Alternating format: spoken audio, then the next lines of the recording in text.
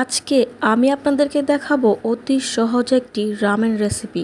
ঘরের সব জিনিসপত্র দিয়ে কিভাবে খুব সহজেই রামেন তৈরি করে খাবেন সেই রেসিপি চলুন শুরু করি। প্রথমে এখানে আমি নিয়েছি চপস্টিকের হট রামেন একটা প্যাকেট। এখানে আমি টমেটো, লেবু কুচি করে নিয়েছি, পেঁয়াজ, ধনিয়াপাতা কুচি করে নিয়েছি। তারপর এইখানে আমি ভাজা রসুন আর পেঁয়াজের মধ্যে চিলি ফ্লেক্সটাকে মিক্স করে দেব। এখন অ্যাড করে দেব কুচি করা কাঁচামরিচ। তারপরে এখানে দিয়ে দিব 1 প্যাকেট মশলা।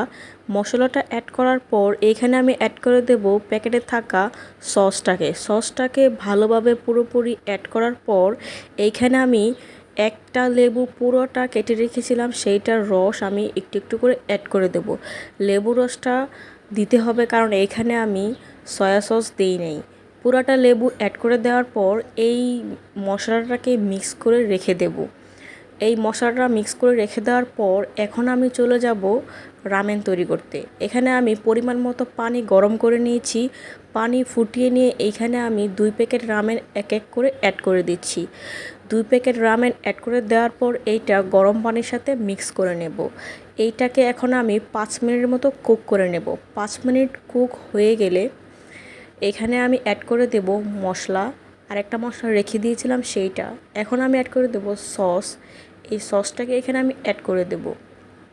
সসটা অ্যাড করার পর এখানে আমি এটাকে মিক্স করে আরও 2-3 মিনিট কুক করে নেব। 2-3 মিনিট ভালো করে কুক করা হয়ে গেলে এখন এইখানে অ্যাড করব প্রথমেই যে মশলাটাকে মিক্স করে রেখে দিয়েছিলাম সেই মশলাটাকে এখানে আমি অ্যাড করে দেব। মশলাটা এইখানে অ্যাড করে এটাকে আমি আবারও 1-2 মিনিটের মতন কুক করে নেব খুব ভালো করে, যেন রামেনের সাথে মশলাটা মিক্স হয়ে যায় ভালো মতন, খেতে যেন ভালো লাগে।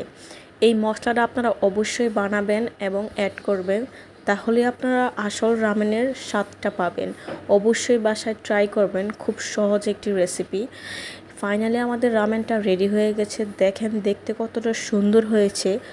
যতটা সুন্দর হয়েছে খেতে ঠিক ততটাই মজা হয়েছে। অবশ্যই আপনারা ট্রাই করবেন। Thanks for watching my video.